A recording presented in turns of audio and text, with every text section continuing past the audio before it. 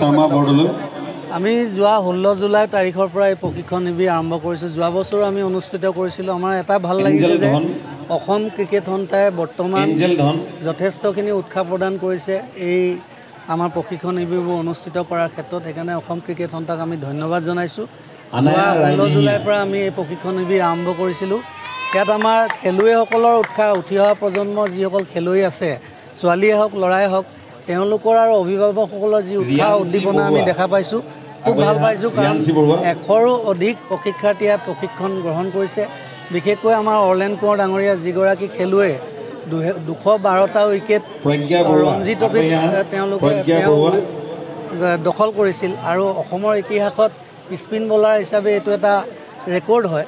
গতিকে তেনেকুৱা প্ৰশিক্ষকৰ দ্বাৰা আমাৰ ল'ৰা ছোৱালীখিনিয়ে প্ৰশিক্ষণ ল'বলৈ সক্ষম হৈছে।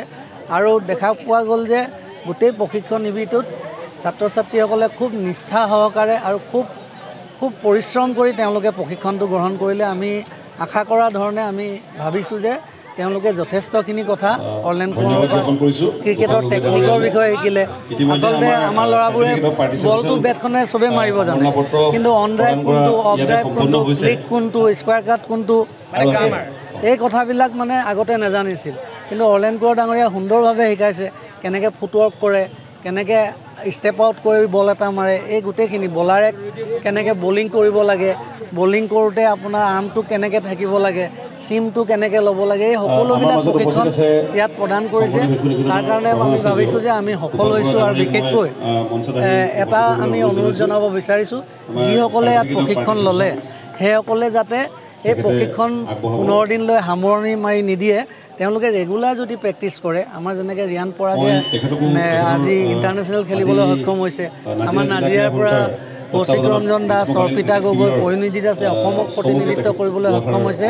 পৰৱৰ্তী পৰ্যায়ত এই উঠি অহা প্ৰজন্মৰ পৰা নিশ্চিতভাৱে তেওঁলোকে অসমক বা ভাৰতবৰ্ষক ৰিপ্ৰেজেণ্ট কৰিবলৈ সক্ষম হ'ব বুলি আমি আশাবাদী।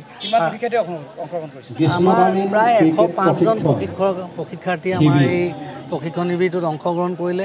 আৰু বিশেষকৈ আজি আৰু ভাল লাগিলে যে নাজিৰা সমষ্টিৰ বিধায়ক ডাঙৰীয়া আহিছে, জিলা ক্ৰীড়ান্তৰ সকলো বিষয়ববীয়া আহিছে, প্ৰাক্তন সভাপতি আহিছে, এডমিনিষ্ট্ৰেশ্যনৰ বিষয়াসকল আহিছে, সাংবাদিক বন্ধুসকল আহিছে। সকলোৱে এই প্ৰশিক্ষণ শিবিৰটোক আচলতে যিসকলে অংশগ্ৰহণ কৰিলে সেইসকলক বেলেগ ধৰণে এটা উৎসাহিত কৰিলে। মই ভাবোঁ যে তেওঁলোকে নিশ্চিতভাৱে উৎসাহিত হৈছে আৰু পৰৱৰ্তী পৰ্যায়ত তেওঁলোকে অসমৰ সুনাম অৰ্জন কৰিবলৈ নিশ্চিতভাৱে সক্ষম হ'ব।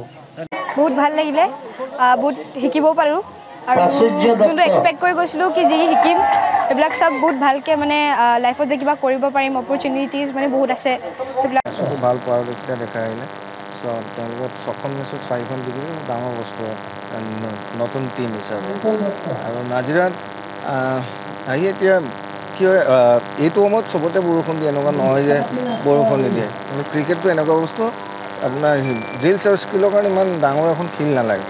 যিহেতু নাজিৰা ONGC অনুৰোধ কৰাৰ কাৰণে ONGC এটা ধুনীয়া ইনডোৰ আমাক দিলে, য'ত এদিনো আমাৰ মিছ নহ'ল, বৰষুণৰ কাৰণে প্ৰব্লেম নহ'ল। তাত ধুনীয়াকৈ হৈ গ'ল ৰাতিপুৱাৰ পৰা গধূলিলৈকে, ফিটনেছৰ পৰা আদি কৰি আপোনাৰ যিমান স্কিলবিলাক।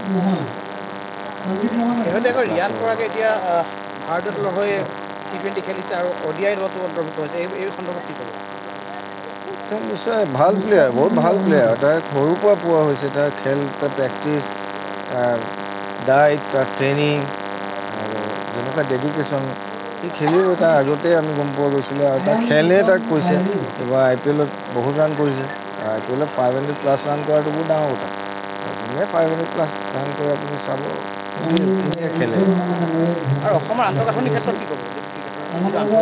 অসমৰ আন্তঃগাঁথনি এতিয়া বহুত বেলেগ, আগৰ নিচিনা ভাবিলে নহ'ব। এতিয়া বৰ্তমান আমি ধন্যবাদ জ্ঞাপন কৰিব লাগে এতিয়াৰ যিজন ভাৰতৰ জইণ্ট ছেক্ৰেটাৰী হিচাপে আছে আমাৰ দেৱজিৎ লানচুকে ছাৰ।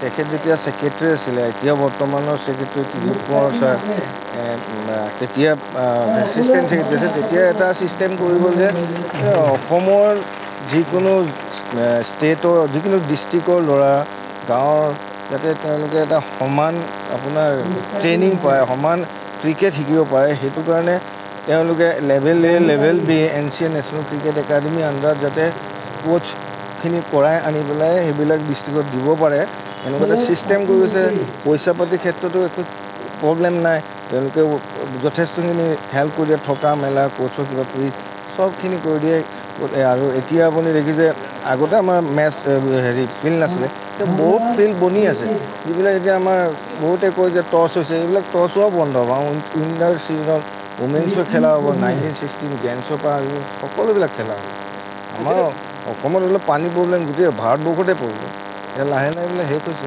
আৰু যিহেতু আপুনি দীৰ্ঘ সময় ধৰি অসম দলৰ আপুনি প্ৰতিনিধিত্ব কৰিছিল আপুনি বহু সময় ৰঞ্জী খেলত আপুনি